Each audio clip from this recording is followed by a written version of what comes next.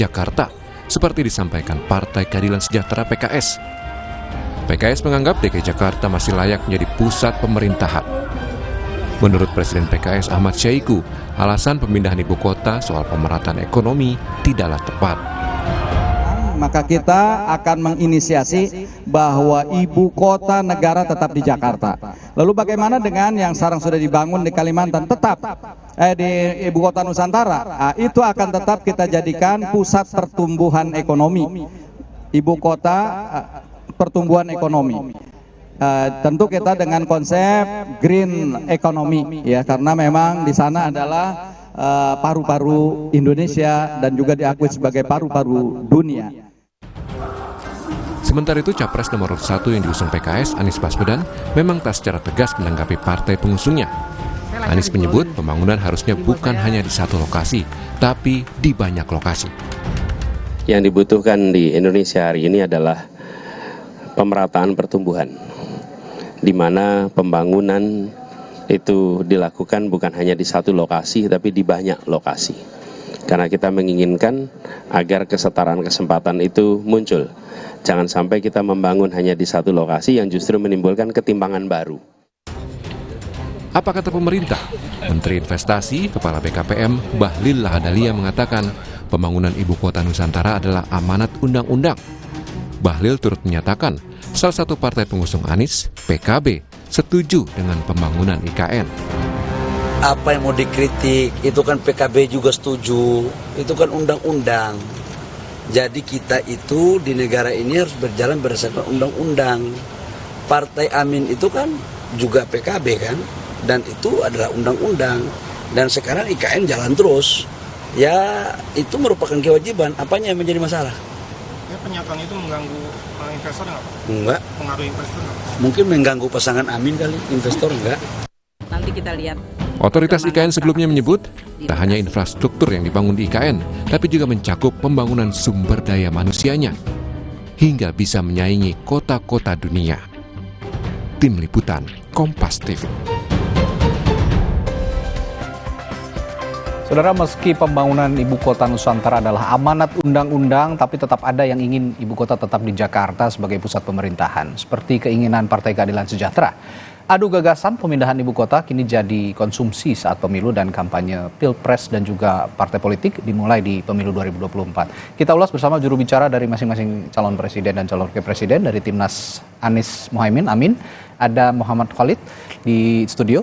Selamat pagi, Assalamualaikum Mas Khalid. Selamat pagi, Assalamualaikum. Waalaikumsalam warahmatullahi wabarakatuh. Lalu dari TKN Prabowo Gibran sudah hadir juga melalui sambungan virtual.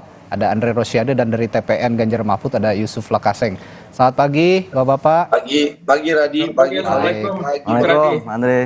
Oke, saya ke pengkritiknya dulu. Partai Keadilan Sejahtera yang juga jubir Anies Mohaimin. Ada apa dengan IKN sebenarnya? Ya, ini sebenarnya bukan hal baru ya, karena ini merupakan penegasan. Oke. Jadi kemarin kita melakukan rapat pimpinan nasional sekaligus kick-off kampanye nasional. Oke. Jadi PKS ingin menegaskan bahwa sikap PKS terkait ibu kota negara, setelah kita mendapatkan aspirasi dari berbagai kelompok masyarakat, tokoh masyarakat, akademisi, pakar, dan sebagainya, kita ingin Jakarta tetap sebagai ibu kota negara. Oke. Dan apa yang sudah berjalan saat ini, kita mendukungnya, kita ingin mendorong Kalimantan itu sebagai salah satu pusat pertumbuhan ekonomi.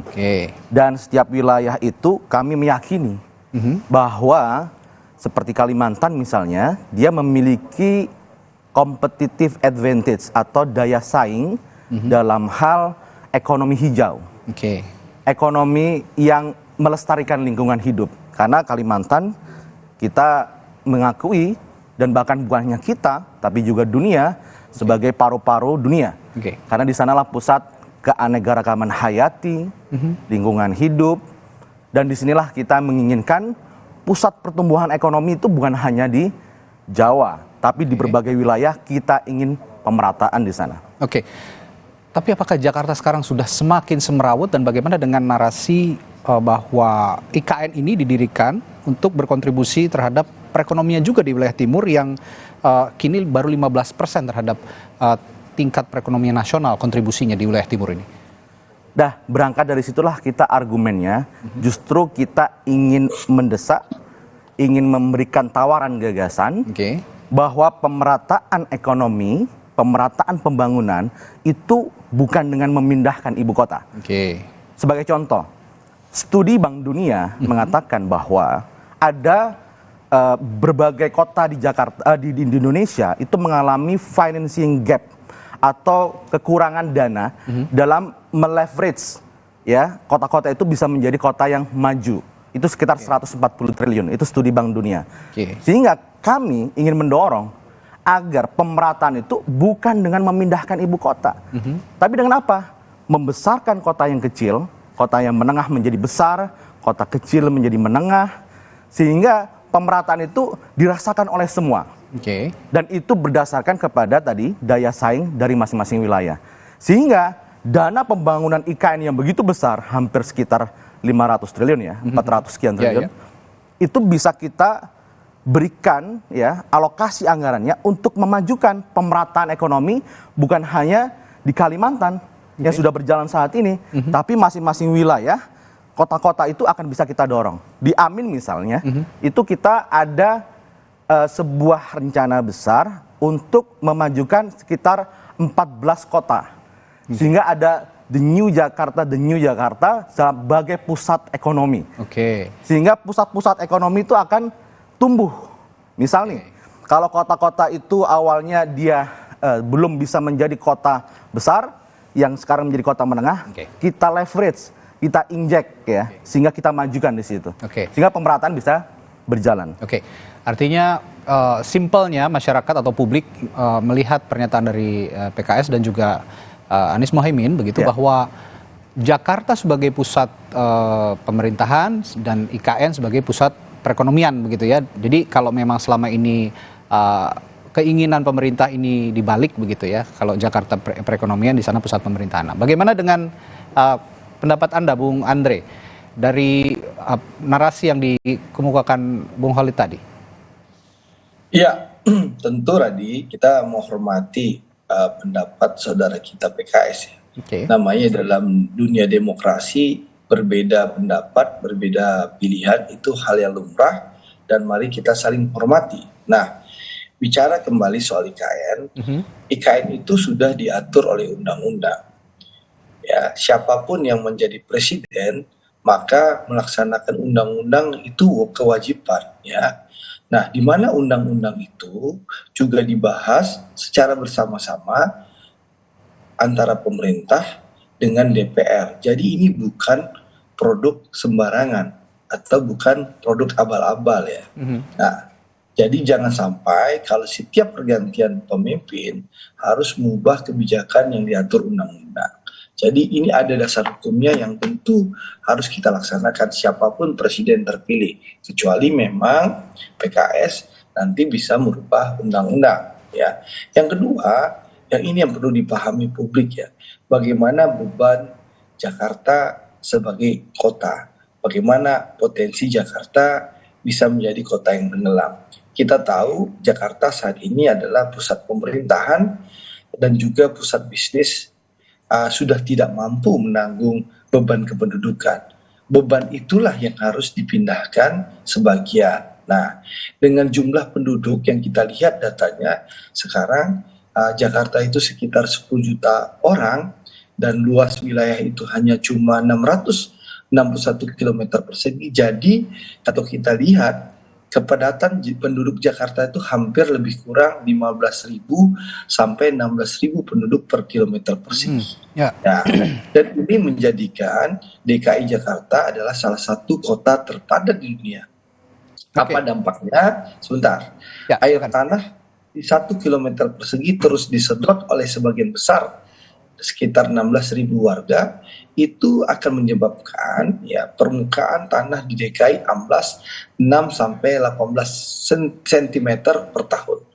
Jadi tidak heran ya kalau nanti Jakarta diprediksi akan tenggelam. Nah, inilah yang harus kita bagi bebannya. Makanya dipilihlah IKN Penajam Pasar menjadi ibu kota negara kita.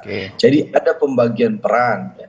Bagaimana nanti IKN menjadi pusat pemerintahan, DKI Jakarta menjadi pusat bisnis dan perdagangan. Nah, bicara soal dan ini menunjukkan bagaimana orientasi pemerintah tidak lagi hanya Jawa sentris terhadap pembangunan, tapi menjadi Indonesia sentris. Itu dua hal ya. Lalu yang ketiga, menanggapi Khalid soal pemerataan pembangunan. Saya rasa pemerintah Pak Jokowi sudah berkomitmen soal pemerataan pembangunan ini. Bagaimana seluruh daerah, seluruh provinsi itu mendapat kue pembangunan yang merata. Bahkan contoh, saya ini daerah Sumatera Barat. Saya sekarang ada di Sumatera Barat. Pak Jokowi ya menunjukkan keberpihakan yang begitu luar biasa. Contoh saya sendiri sebagai anggota DPR, kita lihat ada pasar yang sudah hancur sejak 2009. Saya menyampaikan kepada pemerintah, pemerintah mengotorkan ratusan miliar, termasuk pembangunan tol di Sumatera. Bagaimana pemerintah pusat ingin terjadi percepatan pembangunan di Sumatera. Sumatera Barat pun, di mana Pak Jokowi kalah telak dengan Pak Prabowo dapat 87%, tetap dapat kue pembangunan tol. Memang disayangkan kami lebih lambat dari daerah-daerah lain. Di saat provinsi yang lain berlari cepat, tolnya tersambung dan pembangunan lancar. Nah, di kampung kami Sumatera Barat yang kebetulan 3 periode dipimpin oleh partainya Khalid, begitu lamban bin lambin, sehingga anggaran triliunan yang diberikan oleh itu opini subjektif. Lambat. Lambat bin lambin itu. Pas Khalid dari PKS. Jadi tidak ada isu pemerataan. Bahkan di NTB ya gubernurnya juga dari PKS, Bang Zulkifli Mansa, itu presiden berkomitmen melakukan percepatan pembangunan di NTB. Jadi jangan kita mispersepsi seakan-akan pembangunan IKN itu malah kita pemerintah tidak memperhatikan atau tidak melakukan pemerataan atau tidak melakukan pembangunan di daerah yang lain. Ini mispersepsi. Ini mindset yang salah. Yang ada adalah bagaimana pemerintah membagi beban. DKI sebagai ibu kota negara dan pusat bisnis itu berbagi nantinya dengan IKN. Ibu kota negara, pusat administrasi negara dipindah ke IKN, DKI tetap menjadi pusat bisnis dan pusat perdagangan. Dan juga sekali lagi pemerintah tentu akan berkomitmen membangun di seluruh wilayah Indonesia dan percepatan pembangunan. Itulah komitmen Pak Prabowo sebagai calon presiden yang representasi akan melanjutkan keberhasilan pemerintahan Pak Jokowi. Yang baik kita lanjutkan, yang belum baik tentu kita akan sempurnakan demi kepentingan seluruh rakyat Indonesia. Begitu, Rai. Saya yakin sebentar, Bung Khalid, saya yakin juga akan ada sanggahan soal ini. Tapi saya kasih kesempatan dulu untuk tim ses dari Ganjar Mahfud, ada Bung Yusuf Lakaseng. Bung Yusuf, saya melihat bahwa Ganjar Mahfud sejauh ini melalui tim sesnya juga, ini narasinya masih sebatas membela IKN itu bisa berdiri tetap di di Penajam Pasir Utara di Kalimantan, itu karena dengan narasi bahwa IKN itu adalah simbolik pembangunan Indonesia, jadi tidak boleh Java sentris, tapi belum mengemukakan alasan-alasan konkretnya kenapa memang IKN itu harus dipertahankan, keberadaannya tetap dibangun. Nah, dari narasi yang dibangun oleh PKS dan juga Anies Muhaimin, apa yang bisa Anda kemukakan soal bagaimana IKN ini tetap harus ada karena jangan sampai ada Java sentris. Data-data apa yang bisa Anda ungkap? Ya, Radi, jadi pertama adalah IKN ini, soal IKN ini untuk meluruskan bahwa selama ini kan semenjak pasca putusan MK itu kan orang menganggap bahwa Ganjar Mahfud ini antitesa banget sama Jokowi. Jadi soal IKN ini memperjelas positioning kita bahwa apa yang baik dari Pak Jokowi akan kita lanjutkan, apa yang kurang baik, apa yang tidak baik akan kita koreksi dan perbaiki. Nah, soal IKN ini komitmen Ganjar Mahfud jelas akan menuntaskan, akan melanjutkan, karena ini adalah utang sejarah. Pemindahan ibu kota itu sudah digagas sejak Presiden Soekarno. Pada tahun 1957 ketika Soekarno datang ke Palangkaraya meresmikan Palangkaraya sebagai ibu kota Kalimantan Selatan, saat itu Soekarno sudah menggagas bahwa ibu kota akan dipindahkan ke Kalimantan. Tapi entah apa yang terjadi kemudian itu tidak jadi. Kemudian pada masuk terjadi rotasi kekuasaan ke Orde Baru, itu digagas lagi pada 1997 oleh Presiden Soeharto, keluar Kepres nomor 1 tahun 97 yang membangun Jonggol sebagai kota mandiri yang diperuntukkan untuk ibu kota atau pusat pemerintahan baru. Bahkan pada pemerintahan SBY pun sudah digagas juga pada 2013 ada skenario itu, diantaranya akan membangun ibu kota baru tidak jauh dari Jakarta 50 atau 70 km atau bahkan di luar kota Jakarta. Kenapa bagi kami IKN penting? Karena dia adalah titik keseimbangan untuk keadilan pembangunan serta sebagai simbol Indonesia yang futuristik. Karena kan IKN ini kan dibangun betul-betul menjadi kota modern, ya, bahkan menjadi forest city dan smart city. Jadi di situ akan betul-betul dibangun sebuah kota yang nyaman untuk ditinggali, nyaman untuk bekerja, nyaman untuk bermain, nyaman untuk belajar. Saya kira itu ada dalam poin visi misi Prabowo Ganjar Mahfud di percepatan pembangunan, di poin soal percepatan pembangunan ekonomi berdikari berbasis pengetahuan dan nilai tambah. Tapi begini Bung Yusuf, untuk menjawab narasi ketimpangan itu tadi, maaf Bung Yusuf, untuk menjawab narasi ketimpangan itu sendiri, argumentasi logisnya apa selain kita berbicara soal sisi simbolik saja dan juga historis begitu, yang bisa ditangkap oleh publik, bagaimana kita lebih nyaman seperti yang Anda katakan tadi, tapi apa yang bisa didapat begitu kira-kira kalau misalnya IKN tetap berdiri di sana? Oh ya, jelas ketika IKN dibangun itu akan muncul pertumbuhan daerah pertumbuhan ekonomi baru, khususnya di Kalimantan, di Sulawesi dan di daerah timur lainnya. Untuk daerah Sulawesi Tengah tempat kelahiran saya saja sudah menyiapkan diri menjadi daerah penyangga ibu kota. Barusan Presiden sudah meresmikan pusat pangan nasional untuk membackup kebutuhan dari ibu kota Nusantara ketika pindahkan semua aktivitas pemerintahan pusat ke IKN, gitu Radi. Baik, saya kembali ke Bung Khalid. Tadi sepertinya akan menjawab kritik juga dari Bung Andre soal bagaimana PKS sebagai pengkritik IKN juga tidak banyak membangun Sumatera Barat karena pernah memimpin Sumatera Barat dan juga Nusa Tenggara. Jawaban Anda, Bung Khalid? Nah, itu terlalu lokalistik hal itu. Saya ingin mengomentari begini, saya ingin mengutip dari pandangan dari seorang guru besar ekonomi, dan beliau adalah pakar lingkungan hidup. Jika memang ada beban permasalahan yang ada di Jakarta, maka sebagai seorang pemimpin itu tidak boleh meninggalkan permasalahan itu. Kita harus selesaikan masalah kemacetan. Maka kita harus melakukan revolusi dalam public transportation. Masalah lingkungan hidup. Maka pembangunan di Jakarta harus lebih membangun berdasarkan konservasi kelestarian hidup tersebut. Sehingga kalau kita ingin menjadikan masalah ini selesai tidak dengan cara instan, dengan memindahkan begitu ya, memindahkan ibu kota. Kan dulu begini, wah kalau saya jadi presiden Jakarta akan selesai masalahnya. Tidak begitu. Jadi kita harus hadapi, kita harus selesaikan permasalahan itu. Terus yang kedua, bagaimana kita melihat Jakarta ini, kita juga harus melihat akar historisnya, Mas Radi. Jadi Jakarta ini adalah simbol historis bangsa ini. Sebagai sebuah satu bangsa, kita di situ ada Sumpah Pemuda. Sebagai sebuah negara, kita di situ ada proklamasi kemerdekaan.